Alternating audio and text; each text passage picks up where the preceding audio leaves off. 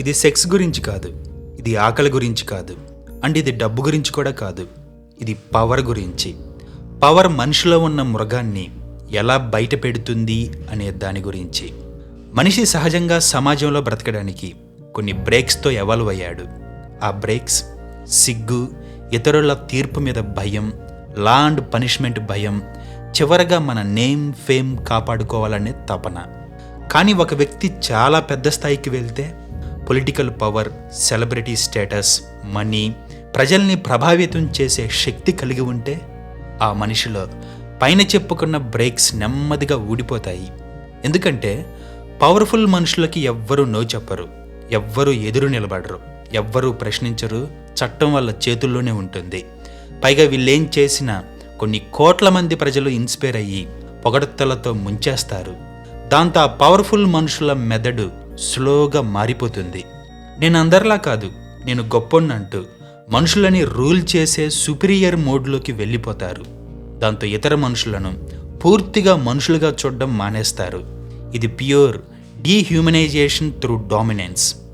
So ఇప్పుడు సాధారణ మనిషికి సెక్స్ అంటే ఒక అట్రాక్షన్, ఒక ఆనందం, ఒక బంధం. కానీ పవర్ కరప్ట్ అయిన మనుషులకి సెక్స్ అంటే నేను ఏదైనా చేయగలను, ఎవ్వరూ నన్ను ఆపలేరు అని ప్రూవ్ చేసుకోవాలనే ప్రయత్నం. అందుకే ఎప్స్టైన్ ఫైల్స్ లాంటి కేసుల్లో కనిపించేది చిన్నపిల్లలు, బలహీనులు భయపెట్టడం, వెంటాడి వేధించడం, ప్రతి మనిషిలో ఉండే మృగాన్ని మళ్ళీ నిద్రలేపడం. ఇది కామం కోసం కాదు, ఇది అబ్సల్యూట్ కంట్రోల్ ఫీలింగ్ కోసం. ఎందుకంటే బలహీనమైన వాణ్ణి కంట్రోల్ చేయడం మనిషి మెదడుకి ఒక మత్తిస్తుంది. ఆ మత్తే ఈ అరాచకాలకి కారణం. అసలు పవర్ చేతిలో ఉన్న మనుషులు ఈ మత్తుని ఎందుకు కోరుకుంటారు? అసలు ఈ మత్తుకి కారణం ఏంటి? సాధారణమైన మనిషి చాలా చిన్న చిన్న విషయాల్లో ఆనందం పొందుతాడు. కొత్త ఫోన్ కొంటే మొదటి 3 రోజులు హై, కొత్త కారు కొంటే 1 మంత్ ఎగ్జైట్మెంట్. అలాగే కొత్త రిలేషన్షిప్లో మొదట ఫైర్ ఉంటుంది, ఆ తర్వాత కొన్ని రోజులకి ఆ ఫైర్ ఫ్లాట్ అవుతుంది. ఇలా ఎందుకు జరుగుతుంది? ఎందుకంటే అలా నీ మెదడు డిజైన్ అయ్యింది. ప్రతిదీ పాతదైన తర్వాత నీ బ్రెయిన్ ఇలా అంటుంది, ఇది కొత్తది కాదు, ఇది ఇప్పుడు నార్మల్, దీనికి ఎగ్జైట్ అవ్వాల్సిన అవసరం లేదంటుంది. దీన్ని హెడోనిక్ అడాప్టేషన్ అంటారు. ఈ కాన్సెప్ట్ని స్పష్టంగా చెప్పిన వారు Philip Brickman and Donald T Campbell. 1970sలో వీరొక ప్రశ్న వేశారు, లాటరీ గెలిచిన వాళ్ళు ఎప్పటికీ హ్యాపీగా ఉంటారా? అలాగే యాక్సిడెంట్లో శారీరక వైకల్యం వచ్చిన వాళ్ళు ఎప్పటికీ బాధలోనే ఉంటారా? వాళ్ళ రీసెర్చ్లో ఒక ఆశ్చర్యకరమైన విషయం బయటపడింది. కొంతకాలం తర్వాత ఈ 2 గ్రూపులు తమ పాత ఎమోషనల్ లెవెల్కి తిరిగి వచ్చారు. దట్ మీన్స్ పెద్ద సంతోషం కూడా పర్మనెంట్ కాదు, పెద్ద దుఃఖం కూడా పర్మనెంట్ కాదు. దీన్ని హెడోనిక్ ట్రెడ్మిల్ అని కూడా అంటారు. ట్రెడ్మిల్ మీద నువ్వెంత పరిగెత్తినా నువ్వు అదే చోట ఉంటావు. సేమ్ నువ్వెంత అచీవ్మెంట్స్, ప్లెజర్స్, లగ్జరీస్ పొందినా కొంతకాలానికి నీ హ్యాపీనెస్ తిరిగి బేస్ లైన్కి వస్తుంది. ఇది ఎవల్యూషన్లో ఒక భాగం. ఇది ఒక సర్వైవల్ మెకానిజం. ఫర్ ఎగ్జాంపుల్, మన పూర్వీకులు అడవిలో ఉన్నారు, వాళ్ళు ఆకలితో ఉన్నారు. ఒక ఫ్రూట్ తిన్నాక లైఫ్ లాంగ్ హ్యాపీ అయితే వెతకడం ఆపేస్తారు, దాంతో చివరికి ఆకలితో చేస్తారు. అలాగే సేమ్ ఒక ప్రమాదం జరిగిన తర్వాత లైఫ్ లాంగ్ ఆ బాధతోనే డిప్రెషన్లోకి వెళ్తే ముందుకు మూవ్ అవ్వలేడు, దాంతో చివరికి వీడు కూడా చేస్తాడు. కాబట్టి మన మెదడు ఇలా డిజైన్ అయ్యింది. ఏది జరిగినా బేస్ లైన్కి తిరిగిరా, మళ్ళీ వెతుకు, మళ్ళీ ప్రయత్నించు. అందుకే మనిషికి ఎప్పుడు ఇంకా ఏదో కావాలనిపిస్తుంది. ఆ ఇంకా ఏదో కావాలి అనిపించడంలో కొత్తదనం కోరుకుంటాడు. ఆ కొత్తదనం డోపమైన్ స్పైక్ ఇస్తుంది. కానీ అదే కొత్తదనం రిపీట్ అయితే స్పైక్ తగ్గిపోతుంది. అందుకే అన్లిమిటెడ్ యాక్సెస్ ఉన్న వారికి అర్లీ స్టేజ్ ప్లెజర్ బోరింగ్ అవుతుంది. అప్పుడు వాళ్ళ మెదడు ఇలా అడుగుతుంది, ఇంకా షాకింగ్గా ఏమైనా ఉందా? సేమ్ ఎప్స్టైన్ ఫైల్స్లోని మనుషులు చేసింది ఇదే. ఒక వ్యక్తి 20 నుంచి 30 ఏళ్ళు ఏకధాటిగా అన్ని లగ్జరీలు, సౌకర్యాలు, అనుభవాలు అనుభవిస్తే మెదడు అలవాటు పడిపోతుంది. ఏది కొత్తగా అనిపించదు. మళ్ళీ ఏదైనా కొత్తగా ఫీల్ అవ్వాలంటే మరింత రహస్యమైనది, మరింత నిషేధమైనది, మరింత షాకింగ్ అయినదే కావాలి. అది ఆకలి వల్ల కాదు, ఆపుకోలేని డిజైర్ వల్ల కూడా కాదు, నంబైన నర్వస్ సిస్టమ్ వల్ల. అప్పుడు ఆ మొద్దుబారిన నర్వస్ సిస్టమ్కి ఇతర మనుషులు టూల్స్గా, టాయ్స్గా, ఎక్స్పెరిమెంట్లుగా మారిపోతారు. అక్కడ ఎంపతి పనిచేయదు, మనిషి ముఖం కనిపించదు, కేవలం కంట్రోల్ మాత్రమే కనిపిస్తుంది. ఎగ్జాక్ట్గా అక్కడే క్రూరత్వం పుడుతుంది. బట్ ఇదంతా మనం ఎప్పుడూ చూడని క్రూరత్వం కాదు, చాలా ఏళ్ళుగా చాలాసార్లు చూస్తూనే ఉన్నాం.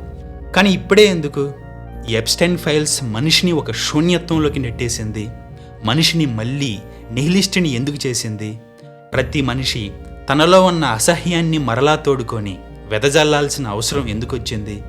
ఎందుకంటే ఈ పని మాన్స్టర్స్ చేయలేదు, సాధారణ మనుషులు చేయలేదు, మేధావులు చేశారు.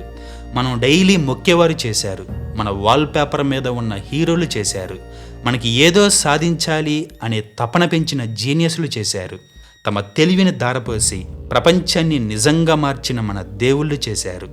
కానీ ఒక నిజం ఏంటంటే, ఇంటెలిజెన్స్ ఈవిల్ని ఆపలేదు, అది జస్టిఫై చేయడంలో సహాయపడుతుంది.